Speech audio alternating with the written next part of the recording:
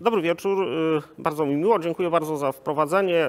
Szanowni Państwo, dzisiaj chciałbym parę słów powiedzieć odnośnie wodoru, ale jako nośnika energii. Czemu nie paliwa? Czemu tak ten tytuł został sformułowany? Postaram się Państwu przybliżyć w trakcie tego dzisiejszego wykładu. Zwracam też Państwu uwagę na jeden taki drobiazg kolorystyczny. Pojawił się kolor zielony przy wodorze tutaj w nazwie.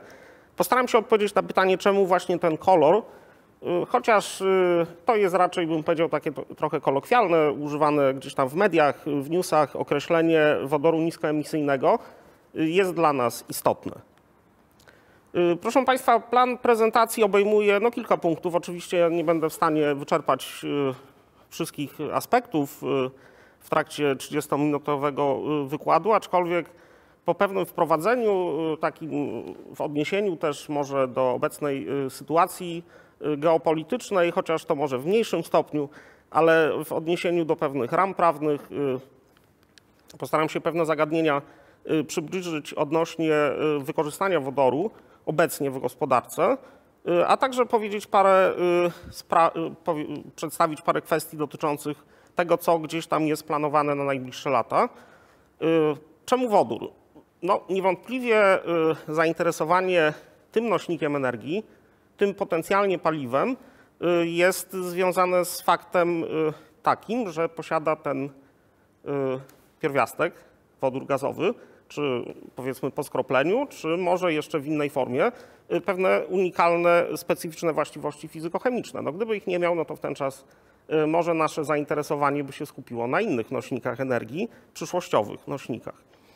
Proszę Państwa, troszeczkę powiem o metodach wytwarzania wodoru, w tym w szczególności w aspekcie tego właśnie wodoru, może w kolorach zbliżonych do zielonego, niskoemisyjnego, a także skupię się na pewnych zagadnieniach dotyczących paliw, wykorzystania paliwa wodorowego w ogniwach paliwowych i krótko przedstawię też pewne prace badawcze dotyczące właśnie tematyki technologii wodorowych, mniej lub bardziej szeroko rozumianych, prowadzonych na Wydziale Energetyki i Paliw, również we współpracy z Centrum Energetyki AGH.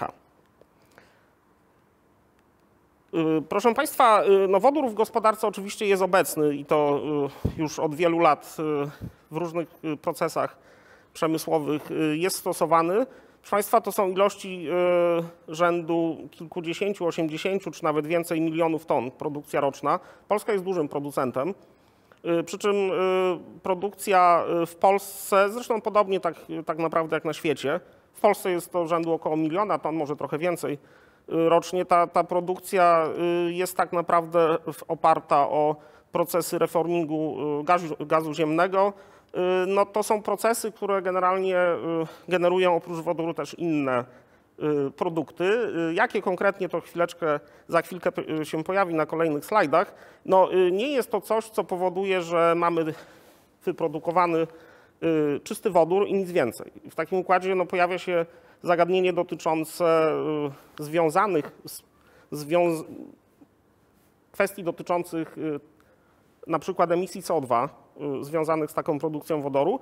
I chciałbym troszkę na ten temat powiedzieć, ale bardziej szczegółowo to na kolejnych slajdach. Proszę Państwa, wodór w gospodarce jest obecny, i generalnie gdzieś tam myślimy o transformacji energetycznej, w której wodór jako nośnik energii się pojawi, albo już się pojawia. Jak Państwo pewnie wiecie, pierwsze samochody zasilane wodorem są już dostępne komercyjnie, w Polsce też do kupienia, tak naprawdę. Proszę Państwa, ale oczywiście transport to jest jeden z aspektów, nas interesuje energetyka trochę szerzej. Proszę Państwa, transformacja energetyczna, patrząc się na uwarunkowania, ramy prawne, zarówno w aspekcie Zielonego Ładu Europejskiego, czy strategii wodorowej europejskiej, a także polskiej strategii wodorowej, która tak naprawdę już powstała, jest konkretnie sformułowana, jawi się jako właśnie ten nośnik energii. To znaczy potrzebujemy wodoru do różnych procesów przemysłowych, ale to nie tak, że dowolny rodzaj wodoru będzie wykorzystywany. Gdybyśmy chcieli użyć ten wodór, który Przepraszam. W tym momencie mamy dostępny, a jak wspomniałem, produkcja wodoru w Polsce jest duża, rzędu 1 000 000 ton rocznie, no to się okaże, że tak naprawdę zysk środowiskowy nie do końca byłby dobry. Chcielibyśmy trochę innego wodoru. Jakiego? No postaram się to dzisiaj też przybliżyć. Proszę Państwa, pojawiają się pomysły, takie można powiedzieć międzysektorowe sprzężenie, przedstawione na tym rysunku, który tutaj Państwu na slajdzie wyświetliłem, w którym pojawia się takie określenie jak e-wodór, ekologiczny wodór czy zielony wodór. Jak Państwo widzą, on jest sprzężony z OZE, prawda? Czyli wykorzystujemy odnawialne źródła energii po to, żeby wyprodukować wodór, a potem sprzęgnąć go z różnymi działami gospodarki, z przemysłem petrochemicznym, przemysłem chemicznym, z innymi sektorami. Można, proszę Państwa, w oparciu o taki wodór, no i oczywiście inne procesy przemysłowe, wyprodukować amoniak, wyprodukować metanol, e-paliwo, które byłoby stosowane na przykład w transporcie lotniczym. Tutaj możliwości naprawdę są bardzo duże i z punktu widzenia dekarbonizacji przemysłu takie sprzężenie sektorowe wydaje się być no, ciekawe i miejmy nadzieję, że, proszę Państwa, obecna sytuacja właśnie geopolityczna nie spowoduje tego, że zostanie to wszystko odsunięte bardzo istotnie w czasie, bo że zostanie odsunięte, no to chyba mało kto by powiedział, że nie, prawda? Jednak obecnie wydaje się, że ta transformacja, no miejmy nadzieję, że nastąpi jak najszybciej, ale chyba jednak kwestie, no właśnie, polityczne związane z obecną sytuacją spowodują, że pewne tutaj przesunięcia będą. Proszę Państwa, no niemniej jednak wpisując się w uwarunkowania prawne w Unii Europejskiej, w Polsce też powstała strategia wodorowa. Proszę Państwa, tutaj na slajdzie jest przedstawionych głównych 6 celów takiej strategii. Oczywiście, proszę Państwa, kwestie dotyczące dekarbonizacji przemysłu są istotne, ale też jest niewątpliwie istotne, żeby ten wodór wprowadzany do systemu energetycznego czy systemu gospodarczego jednak pochodził z OZE, czyli no, nie niósł za sobą dużego śladu węglowego. Jak Państwo widzą, priorytety dla wodoru z OZE są tutaj zdecydowanie podkreślone. Proszę Państwa, AGH uczestniczyło, czy jest bezpośrednio związane i podpisało porozumienie sektorowe na rzecz rozwoju gospodarki wodorowej. Proszę Państwa, to jest, wydaje mi się, istotna sprawa. Zresztą bardzo wiele jednostek z otoczenia społeczno-gospodarczego, czy administracji publicznej, czy rządowej, czy samorządowej do tego porozumienia przystąpiło. No i w tym aspekcie gospodarkę wodorową możemy sobie wyobrazić jako coś, co jest łańcuchem wartości związany z wytwarzaniem, przesyłem, magazynowaniem, no a potem właśnie zastosowaniem wodoru, tak naprawdę w każdym aspekcie działalności człowieka, przy czym z chyba jasnych przyczyn, jeśli wodór ma być nośnikiem energii, no to tam, gdzie jest transport, energetyka, ciepłownictwo czy przemysł powinien się nam pojawić. Proszę Państwa, jeszcze wracając właśnie do tej strategii wodorowej, to się dzieje w tym momencie. Powstają doliny wodorowe, między innymi Śląsko-Małopolska, więc tutaj taka związana bezpośrednio z AGH czy z Krakowem, ale też inne. Proszę Państwa, to porozumienie na rzecz budowy gospodarki wodorowej zostało już podpisane w tamtym roku. Powstają, czy tworzone są w tym momencie mniej lub bardziej, bym powiedział, na etapie demonstratora, czy powoli wdrożenia pewne inne, pojawiają się autobusy wodorowe, plany zakupów, pojawiają się plany dotyczące budowy stacji tankowania wodoru. Miejmy nadzieję, że rzeczywiście te cele, które Polska Strategia Wodorowa do 2030 2030 wpisane są w tą strategię, no zostaną w praktyce zrealizowane. Proszę Państwa, no właśnie, ale czemu zainteresowanie wodorem? Wodór posiada unikalne właściwości fizykochemiczne. Swoją drogą, jak ktoś do etymologii tego słowa by sięgnął, to kiedyś, dawno temu, taka nazwa była wprowadzona po raz pierwszy przez Śniadeckiego wodoród. Potem to zostało skrócone w słownictwie, przeszło w wodór. No chyba źródło słów tutaj jest oczywiście jasne. Proszę Państwa, no, we wszechświecie jest go dużo, na naszej Ziemi nie jest go za dużo. Tak naprawdę około 0,14% masy skorupy ziemskiej. Trochę w górnych warstwach atmosfery jest chyba 0,9% szacowane wartości. No i z tego punktu widzenia, proszę Państwa, wodór nie jest jako taki czysty, prawda, w formie pierwiastkowej nie jest dla nas dostępny. Musimy go wytworzyć z jakichś potencjalnych źródeł tego wodoru. Proszę Państwa, no gaz bezwodny, bezbarwny, o niskiej gęstości, prawda, co jest związane z faktem jego charakterystycznej budowy atomowej. Prawda. Na wcześniejszym slajdzie pojawiły się 3 izotopy wodoru. Tak naprawdę obecna nauka zna trochę więcej, ale to są sztucznie wytworzone. Może w tą stronę nie chciałbym prowadzić tego wykładu czy dyskusji. Niewątpliwie jest to też bardziej interesujące, jak tak naprawdę jądro atomu wodoru, ile tam neutronów jeszcze można dorzucić, że przynajmniej przez jakiś okres czasu będzie stabilne.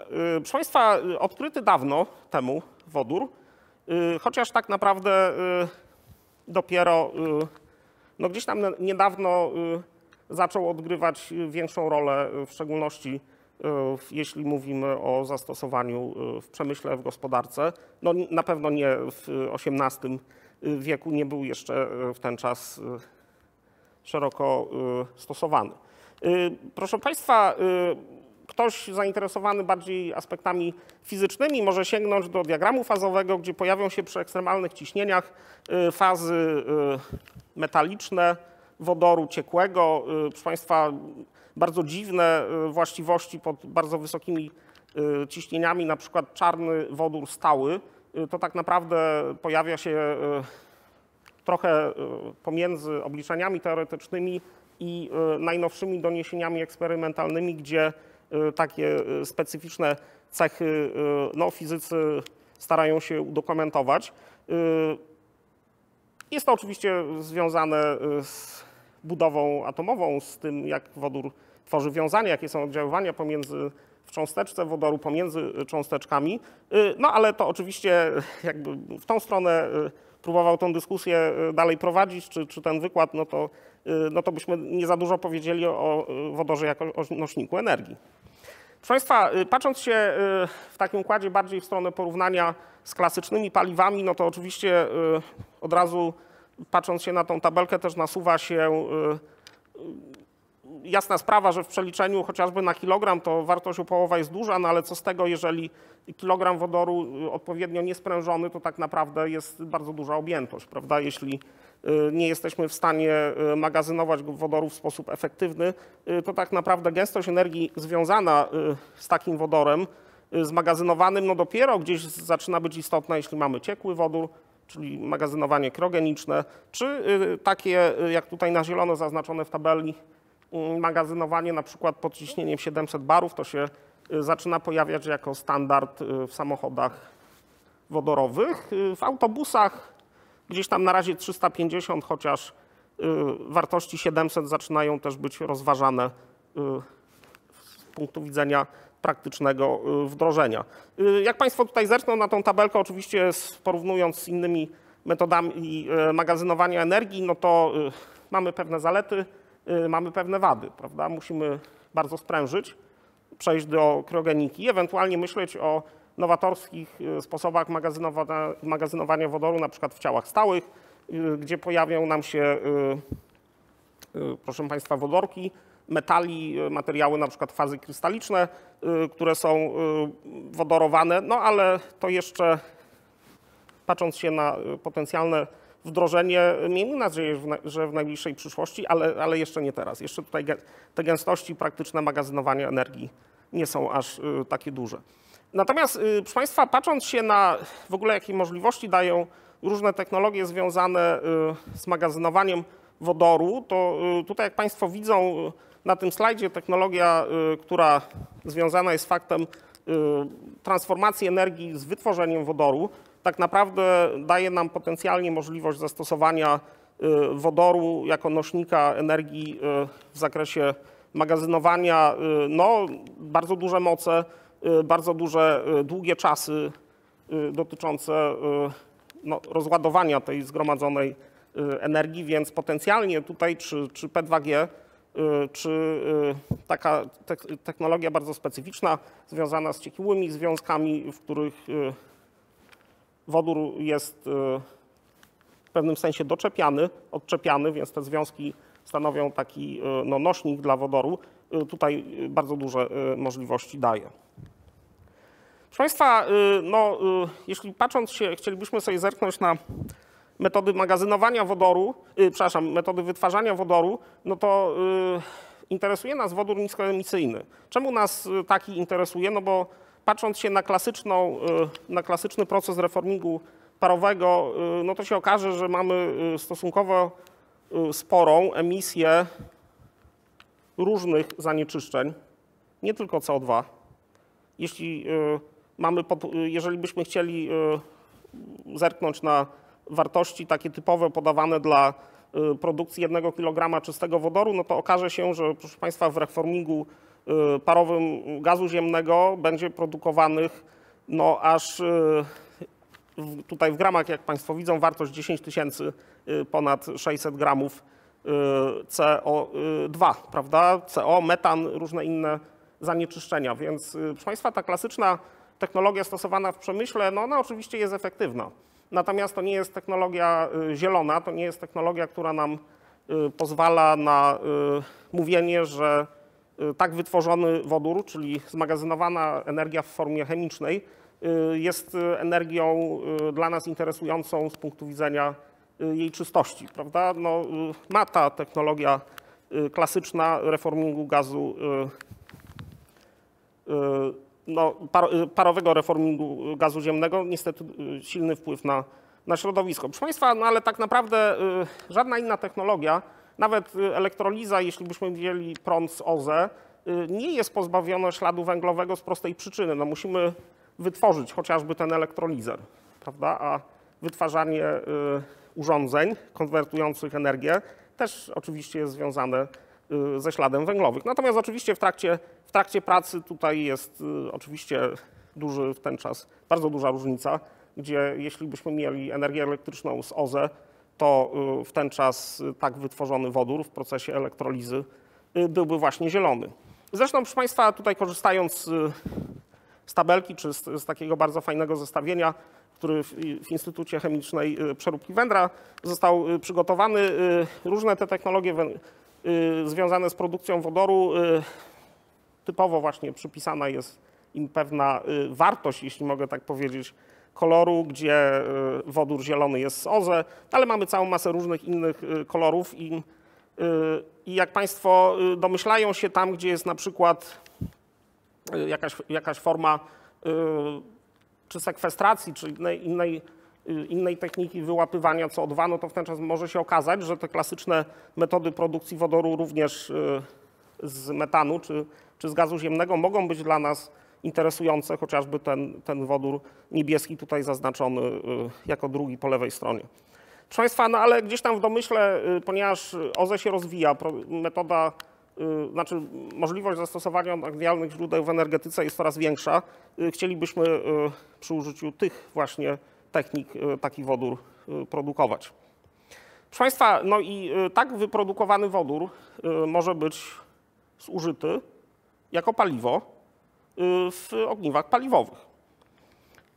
Koncepcja ogniw paliwowych jest tak naprawdę bardzo stara, to już jest no, prawie 200 lat.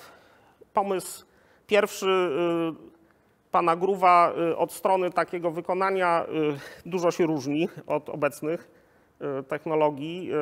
i różnych typów ogniw paliwowych, jakie mamy dostępne w handlu, na rynku, czy jakie są badane w laboratoriach, aczkolwiek sama idea jest w zasadzie taka sama.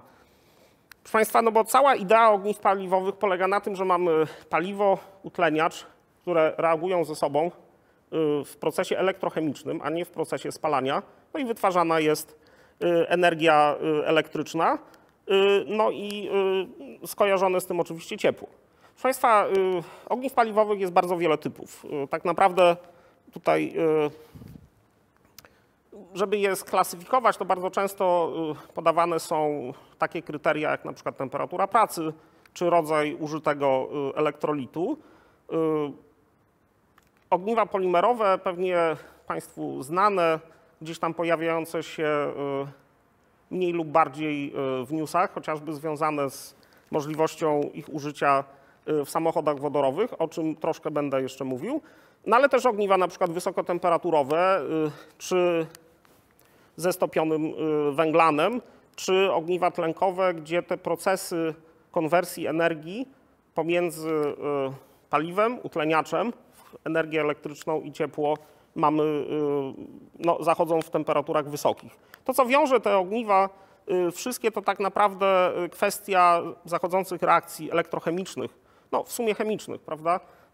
Przy czym one ze względu na fakt, że w przestrzeniach elektrodowych są rozseparowane procesy redox, no to w ten czas możemy sobie te poszczególne składowe, powiedzmy, czy zachodzące na anodzie, zachodzące na katodzie rozpisać. I jak Państwo widzą, tutaj tak naprawdę w każdym z tych typów, czy w polimerowym, czy w ogniwie alkalicznym, czy z kwasem fosforowym, no czy te dwa wspomniane stopionych węglanów, czy ogniwa wysokotemperaturowe softs, tak naprawdę przy użyciu wodoru procesy sumaryczne zachodzą identycznie. Oczywiście ze względu na różne nośniki ładunków w elektrolicie, gdzie to może być kation H+, gdzie to może być grupa OH-, czy też CO3,2-, to te szczegółowe reakcje są troszeczkę inne, ale w sumie sprowadza się to do sumarycznej reakcji H2 plus 1/2 O2 daje nam H2O. Proszę Państwa, patrząc się na tutaj możliwości użycia innych paliw, to tak naprawdę gdzieś ze względu na wysokie temperatury utlenianie CO może być też realizowane do CO2, ale jak Państwo widzą, tylko w tych ogniwach po prawej stronie w tabelce, czyli gdzieś tam w temperaturach powiedzmy rzędu 600 stopni czy wyżej. Metan teoretycznie tak, ale to wymaga procesu wewnętrznego reformingu i tak naprawdę te reakcje w ten czas biegną w sposób bardzo skomplikowany, no i wieloetapowy. Proszę Państwa, czemu jesteśmy zainteresowani rozwojem technologii paliwowych? No chociażby ze względu na fakt, że mają wysoką sprawność. Jak Państwo widzą, w szczególności gdzieś tam układy sprzężone z turbiną gazową posiadają no, niewątpliwie wysokie sprawności sięgające czy przekraczające nawet 60%. Jeśli chodzi o sprawność elektryczną, gdzie turbina też jest wykorzystywana, wykorzystuje wyprodukowane ciepło no, do produkcji też dodatkowej pewnej ilości energii elektrycznej. Jak Państwo widzą, ta sprawność jest w szerokim zakresie potencjalnie generowanych mocy przez takie urządzenia dostępna.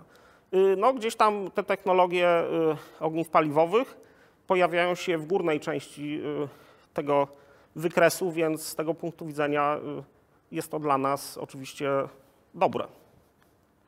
Proszę Państwa, przy czym skupiając się teraz na takim rozwiązaniu, które gdzieś jest mi bliższe chociażby ze względu na zainteresowania naukowe, czyli właśnie te ogniwa paliwowe wysokotemperaturowe, chciałbym powiedzieć o jednej rzeczy. No, okazuje się, że część z tych urządzeń ma taką cechę, że może pracować w sposób odwracalny. Jak Państwo widzą, na tym slajdzie pojawia się coś takiego, że ogniwa softs paliwowe, ale też elektrolizery wysokotemperaturowe. Reakcje tak naprawdę przebiegające w przeciwną stronę, więc pojedyncze ogniwo pracujące odwracalnie może w zależności od zapotrzebowania z jednej strony wykorzystywać paliwo wodorowe, no i tlen z powietrza, produkując energię elektryczną, no i ciepło, ale też można ten proces odwrócić, prawda? Więc w ten sposób przy nadmiarze energii elektrycznej możemy w takim elektrolizerze produkować wodór i magazynować energię chemiczną w postaci wodoru. No, tlen też w sytuacji covidowej produkcja tlenu też wydaje się być przynajmniej w pewnym sensie interesująca, no i niewątpliwie tutaj taka opcja też wchodzi, znaczy może być brana pod uwagę.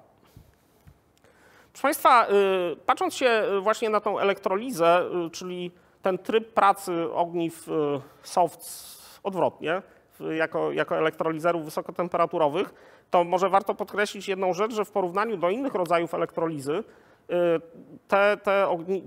takie elektrolizery stałotlenkowe mają całkiem dobrą sprawność i co oznacza, że mogą przy mniejszym użyciu energii elektrycznej generować stosunkowo dużo wodoru, prawda? To dla nas oczywiście powoduje mniejsze nakłady energetyczne, w szczególności jeśli mamy dostępne ciepło jakieś systemowe, gdzie taki elektrolizer mógłby przy użyciu tego ciepła być zasilany.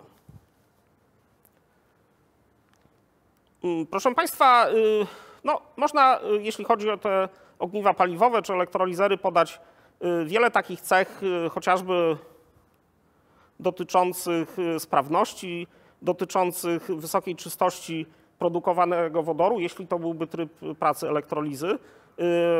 Brak konieczności użycia katalizatorów, wiele różnych innych pozytywnych aspektów tutaj można przy okazji tych ogniw wymienić. No i przede wszystkim podkreślić to, że mamy możliwość pracy odwracalnej.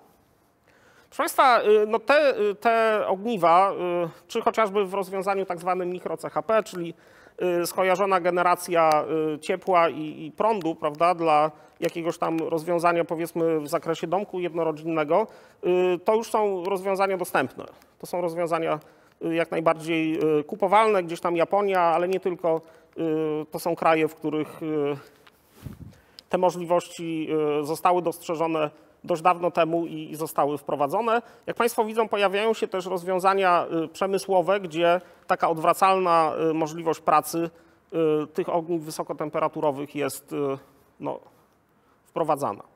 Proszę Państwa, co ciekawe, ogniwa SOFC znalazły bardzo specyficzną taką niszę, bym powiedział. Nissan wpadł na pomysł, żeby wykorzystać bioetanol z wewnętrznym zachodzącym reformingiem do zasilania, do produkcji wodoru, a potem zasilania ogniwa paliwowego w takim samochodzie. No można byłoby się zastanawiać, a po co, prawda? Ten stos ogniw paliwowych musi się nagrzać. Tak naprawdę to jest może mało użyteczny samochód, jeśli traktowalibyśmy to urządzenie, znaczy ten samochód jako coś takiego, że wsiadamy, włączamy, jedziemy, prawda? Ale z drugiej strony, proszę Państwa, w krajach, gdzie jest dużo dostępnego bioetanolu na przykład, a z drugiej strony są duże odległości i na przykład kurier potrzebuje w jakimś firmie zawieźć coś bardzo daleko i proszę Państwa, ten samochód może być przekazany potem kolejnej osobie pracującej, może się okazać, że takie rozwiązanie będzie atrakcyjne.